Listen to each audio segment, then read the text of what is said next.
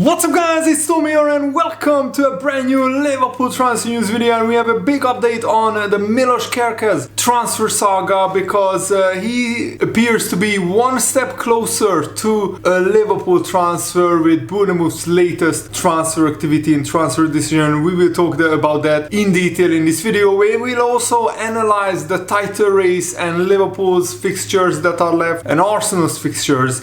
And of course, leave a like on this video if you enjoy these and subscribe if you are new around here because I post daily Liverpool FC transfer news and Premier League news videos. So Liverpool are looking at the left back position as a position that Liverpool need to strengthen either in January or in the summer transfer window, with Andy Robertson being way past his best. He committed so many errors that led to goals. He gave away penalties. He got red carded against Fulham. And Liverpool's strongest links have been to Bournemouth's Milos Kerkez. And Kerkez again was great on the weekend in Bournemouth's victory. And for one, there is the presence of Dominic Szoboszlai, who is good friends with Kerkez, and Richard Hughes, the sporting director. He is the one who signed Kerkez for Bournemouth from AZ Alkmaar. So these are also all factors that could work in Liverpool's favor. But the latest, I think, is the strongest indication that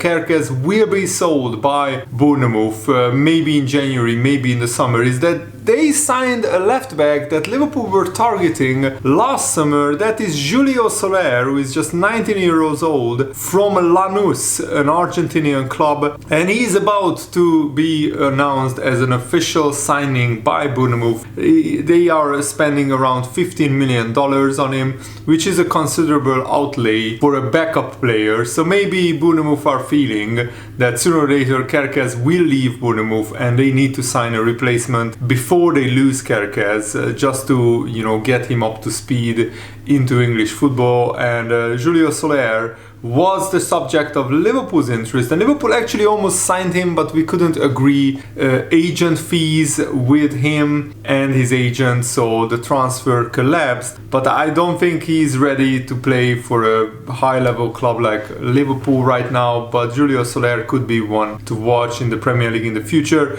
So Soler will sign a four-year contract at Bournemouth, having seen off plenty of other clubs interested in his signatures. So Liverpool even bid for Soler before the Olympics, where he played for Argentina, but the transfer collapsed because of agent fees. And Liverpool again approached Lanús and Soler over a deal in a few weeks after the Olympics tournament, but their move collapsed. So now with Soler heading to Bournemouth and Liverpool eyeing a new left back in transfer windows upcoming, it could lead to Kerkez going to Liverpool. Liverpool will have to fight hard to secure his signature, but he looks to be a great fit in what Liverpool are looking for. And Andy Robertson had to play a lot of games because of Tsimikas' injury, and maybe Tsimikas wasn't fit enough to play against Manchester United. He didn't really come on as a substitute, but I think Tsimikas should start against Tottenham, so to give Robertson a rest, and Robertson should start against Accrington Stanley, and then Tsimikas should be our starting left back going forward in the Premier League. Because Arne Slot was rotating Robertson with Tsimikas until Tsimikas picked up this ankle injury. And yeah, Robertson made so many errors this season, conceding penalties against Southampton, Real Madrid, getting sent off against Fulham. And Liverpool have been linked with Alphonso Davies, who is going to be a free agent at Bayern Munich unless he signs a new contract. But his wages are absolutely astronomical compared to somebody like Milos Kerkez, so I don't think Liverpool are signing Alphonso Davies. And Kerkez said that he is ready to be a success at the top level of football. I believe I can make it at the top level of football, and then I can build an even bigger lake. That's what his dream is, to have a small farm with a big lake and some wildlife, which is really, really nice. And Bournemouth are pushing to qualify for Europe, which would be an absolutely staggering, crazy good achievement. And Paul Joyce, who is a very well-connected Liverpool-based journalist, is saying that left-back is an area where Liverpool need to strengthen, but it's unlikely to be in January because most of our targets are not available in January. Andy Robertson will be 31 years old by the end of the season. Tsimikas is not a long-term replacement because he's turning 30 years old next season, so it stands to reason that reinforcements are required in the left-back position. He knows Milos Kerkez well, Richard Hughes, the sporting director, having signed him for Bournemouth. And now the player has the same agent, Lien Sports Group, as Federico Chiesa. Bayern Munich's Alphonso Davies has been linked, but it would be a surprise if there are any signings in January. But as always, events will dictate how the January transfer window goes. There has been a reported interest in Chiesa. Napoli was reported to be interested in taking him on a loan with an obligation to buy, but Chiesa's agent has rubbished those rumors, and Chiesa looked like very happy when Cody Gakpo scored. He was celebrating like a lunatic on the subs bench. Hopefully Chiesa will get some minutes against Tottenham, and I would start Chiesa in the FA Cup against Accrington and Stanley just to get him up to speed, and I think that would be a really good game for him to play. The last thing Liverpool will want to do is leave themselves short in the middle of the title challenge, so Chiesa is not likely to leave, and Vaturando has not played as often as we would have liked, but his selfless attitude makes him an important member of the squad. And of course, Trent Alexander has been subject of some bids from Real Madrid, but Liverpool will not sell Trent Alexander in January unless an absolutely crazy bid arrives of like 70 million, but that's almost impossible to imagine. So this is the take of Paul Joyce on what Liverpool are trying to do in the transfer market. So Kerkez joined Bournemouth for just £15 million from AZ Alkmaar, and the Times report that Liverpool's interest stems from the need to plan for life after Andy Robertson, and of course linking up with a fellow Hungarian teammate like Dominik Szoboszlai would very much appeal to Kerkez. And Liverpool's main focus is of course winning the Premier League title and trying to extend the contracts of Salah, Van Dijk and Trent Alexander-Arnold, and I might make a whole separate video about Trent Alexander-Arnold and the whole situation around him that is brewing at Liverpool, because I think it's a very interesting topic to talk about. James Pearce of The Athletic recently stated that Liverpool are in no rush to replace Robertson immediately, but they are definitely looking to sign a left back. So when our targets become available, probably in the summer, that's when Liverpool are most likely to make a transfer. But Ruben Amorim and Man United are also looking at a left wing back, Kerkez, who is great going forward as well as defending. He would be an ideal candidate. And Liverpool have a recent history of moving quickly when some of their rivals show interest in their targets. Liverpool signed Luis Diaz like this when Tottenham showed interest. Liverpool signed Cody Gakpo when Man United showed interest in Gakpo, so we could do the same with Kerkez. If Man United show real interest in Kerkez, Liverpool might swoop in and get him quicker. And Kerkez has great attacking prowess, and he is also defensively much more solid than Robertson, and it would make him a natural fit for the role of left back. However, Liverpool's cautious approach to transfers under the current regime may cause frustration, especially if Man United make the first move and get Kerkez. But if you were Kerkez, would you really go to a struggling Man United team? I mean, they would offer great wages, of course, but it has been a graveyard for players, and the club is going nowhere. They are not going to even qualify for Europe at this stage. They are even like 10 points behind the European places at the moment, Man United. And Danny Murphy, a pundit at BBC, has said that you are right, Andy Robertson has been one of Liverpool's best ever left backs. His consistency over the years has been phenomenal. His drive, his leadership. I know he's a character in the dressing room. He's not as old as people think. He has got some time left. I think Liverpool do need some cover there, and they've got a choice to make whether they try and get someone who can compete with him and push him to hit the levels we know he can, and they go for someone who they know can overtake him and become the new left back. That's something that the Liverpool recruitment team has to decide. Danny Murphy said if he had to choose, he would go for Alphonso Davies. I think he's got the potential to be one of the best left backs in the world. Of course, it's a difficult one because he is rumored to be going elsewhere, maybe to Real Madrid. I think one of the other two, Anthony Robertson and of Fulham and Milos Kerkez of Bournemouth will be really good competition for him. And again, with the amount of games they play, it's not like they wouldn't be getting game time. I really like Robinson at Fulham. I've watched him a lot. I think he has a powerhouse of a left back. He doesn't really fit the criteria in terms of age. He's 28, going to be 29 in the summer. So yeah, Liverpool are not going to sign a 29-year-old left back to replace a 30 or 31-year-old left back. Kerkez is a lot younger. He's just 21, and another great overlapping fullback who could learn from Robertson and maybe get minutes in other competitions. So that would probably be more realistic.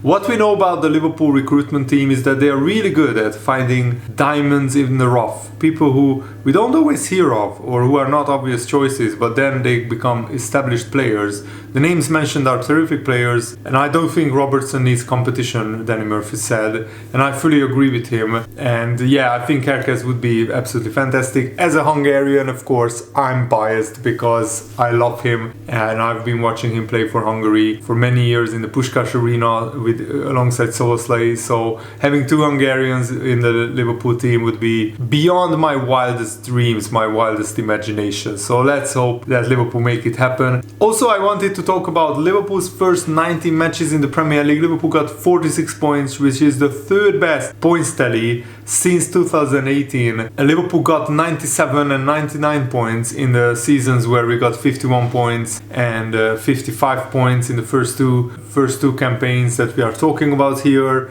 And last season we got to 82 points. We got 42 in the first half. So Liverpool, if they match this first half of the season, 48 points. If we just get 44 points in the second half of the season and get to 90 points, I think that will be enough to win the title. Maybe even 87 points will win the title. But I want to look at Liverpool's fixtures. So far, Liverpool have had almost a perfect season. The one game that sticks out, of course, is losing to Nottingham Forest. But Nottingham Forest being like third in the table, it's actually a game that in hindsight you could say Liverpool lost to a team who is really doing well. And Liverpool's next Premier League opponents are Nottingham Forest away, and Arne Slot will be more motivated than anybody else to get revenge on Nottingham Forest and to win that. And Liverpool only got draws against Arsenal, Newcastle and Fulham, and of course Man United, and you can excuse some of those draws. The most important thing for Liverpool is not to get too many of these draws. What is the hardest part for Liverpool is that Liverpool have to play most of the top 10 teams away from home in the second half of the season. Here is Liverpool's fixture list left, and we still have to go to Everton, Nottingham Forest, Brentford, Bournemouth, Man City, Aston Villa, Fulham, Chelsea and Brighton. These are all teams that are either in the top half of the table, or in the case of Everton, it's going to be an incredibly difficult away game. So that's why you can't say that Liverpool are going to win the Premier League title, because the only, on paper, easier away game is Leicester away. All the other games are pretty tough. Brentford have been sensational at home. Brighton just drew against Arsenal. They have been very good. They have beaten Man City as well. And you don't have to be a genius to figure out going to Nottingham Forest, Chelsea, Man City, even Bournemouth and Aston Villa and Fulham. Those are going to be very tough away games. The good news is that Liverpool at home, we play most of the bottom half teams, so we can assume that Liverpool will win most of their home games remaining, but you can't count the points. The good thing is for Liverpool, we have a 9-point cushion ahead of Arsenal and a better goal difference. But Arsenal's fixtures, as you can see, they play the top 10 teams, most of them, at home, or the top 12. I think the next game week is crucial. Liverpool go to Nottingham Forest away. That's another potential banana skin. Liverpool absolutely must win that, because that would put huge pressure on Arsenal in the North London derby, which is one day after the Nottingham Forest Liverpool fixture. So if Liverpool go 9 points clear and Arsenal don't win, with a game in hand, Liverpool could again stretch their lead. Here are Arsenal's fixtures remaining. And I think these next 4 game weeks will be crucial. If the Arsenal drop further points and Liverpool continue winning, hopefully, then we can really almost have one hand on the title, because Tottenham and Aston Villa and Man City at home against Arsenal, those are not like home bankers. Those are incredibly difficult games. For Liverpool, the most tricky part is that Liverpool go and play Tottenham, Chelsea, Arsenal and Brighton. In the last 5 game weeks, we have 4 brutally difficult games. Chelsea and Brighton away, Arsenal and Tottenham at home. So that is going to be very, very difficult for Liverpool. So we need to have a big gap going into the last 5 game weeks. And the fixtures are going to pile up because Liverpool are in the League Cup semi-finals and in the FA Cup. Hopefully we will make a deep run in the competition, but hopefully we can keep our stars fit, like Salah, Van Dijk, Konate, Gravenberch. These guys need to stay fit. Then Liverpool have a great chance of winning the title. Arne Slot will need to be sensible rotating the players because Konate looked tired after, of course, coming back from a 2-month injury. Mo Salah also equaled his best record against top 6 teams with 4 games left to play, which is crazy that he got 13 goal contributions, which means goals and assists combined against top 6 teams, which is his best record matched in the 21-22 season. And he still has 4 games left to play against the big 6. So hopefully Salah can achieve even better, numbers. These are all players, by the way, in the Premier League since the top 6 was established like 10 years ago or something, when Man City was bought up and became a kind of a big club. So overall, to sum it up, it's disappointing drawing against that poor Man United team who are in 14th place. But Liverpool are still 6 points clear with a game in hand.